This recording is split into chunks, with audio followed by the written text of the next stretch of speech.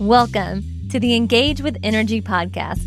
Engage with Energy is dedicated to solving problems related to business transformation, enterprise asset management, and corporate social responsibility. We will be bringing you interesting guests and sharing useful information to help you on your journey to achieving world-class business performance. Thanks for tuning in. Sit back, relax, and enjoy. Welcome to the Engage with Energy podcast. I'm Don Racey, founder of Engage Energy and Industrial Consulting. In our last episode, I spoke about change management with Judy Johnson, the Vice President and Director of Organizational Effectiveness with Aspirant.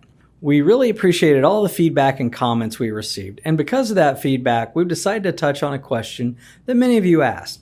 The question's this: how do we get people to recognize the value of a change initiative as much as we do? In other words, how do we win them over? At Engage, we believe change management comes down to one word: empathy. Empathy is your ability to put yourself in the shoes of someone else and to see an issue from their perspective. More importantly, it's having the keen desire to want to see the other perspective. You may think the project you're working on or the cause you're fighting for will be a great help to your organization or those around you, but do you truly know how it will be viewed by the people you think you're helping? We see this every day on the news, in our politics, on social media, people facing off, picking sides, sometimes even screaming over each other, and neither side's willing to budge or listen to the other's point of view. Have you taken the time to understand what drives and motivates those around you, those folks that you have to win over, those who will make or break your project? To have any chance of making your change management project successful, you must be empathetic to all the stakeholders involved, and then design your communication strategy to address their concerns. What we see too often are communication strategies that focus entirely on what the change initiative or project will do for the company's bottom line, not the impact that it will have on the employees who will be the ones that make it happen. That is why so many change initiatives fail. You have to understand how empathy works and how to apply the principles of empathy. At Engage, we look at 8 factors. First, who are we empathizing with? Who is the person we want to understand? What's their role in the organization?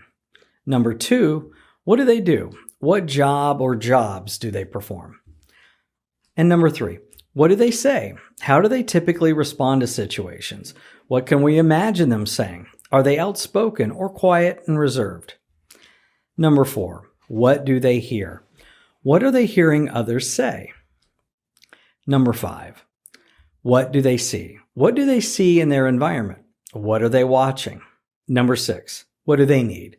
What jobs do they want or need to get done? What decisions do they need to make? Number 7, how do we understand their pain? What are their fears, their frustrations, their anxieties? And finally, number 8, do we know what they hope to gain? What are their wants? What are their hopes? You may be saying to yourself, this sounds great, Don, but we're all working remotely. We don't have the luxury of reading the room, the body language, casual conversations at the water cooler. How are we supposed to uncover these factors? All of this is true. It's hard right now. COVID-19 has shifted the way we interact with our coworkers. The casual conversations we used to have in the office are gone now. The issues with COVID-19 have brought an entirely new level of stress and anxiety to our daily lives. Empathy is more important than ever. The empathy map and the questions you ask based on that map should be nothing more than a conversation with a coworker, cordial and friendly. To apply the 8 factors, we need a tool to help us. The most effective tool we use to plan any change management effort is to organize those 8 factors through the application of an empathy map. So how do you get started? This doesn't have to be complicated. Just the fact that you reached out to a coworker to get their insight will go miles. Talking to a coworker should not feel like an interrogation or a formal interview. Keep it light, friendly, and have fun. You'll be amazed at the connections you make. Here are a few simple steps to get you started. Organize your questions based on the 8 factors we discussed earlier. Segment them out. Create 2 or 3 open-ended questions for each of the 8 factors. This creates a list of about 20 questions in all. Schedule those discussions. Look for common themes among the stakeholders. Share your insights with the project team and executive sponsors. This is very important. Get your project's team and sponsors on board. Get them to listen to those particular ideas or concerns that your stakeholders have had. Develop your communication strategy to address the common themes that you hear.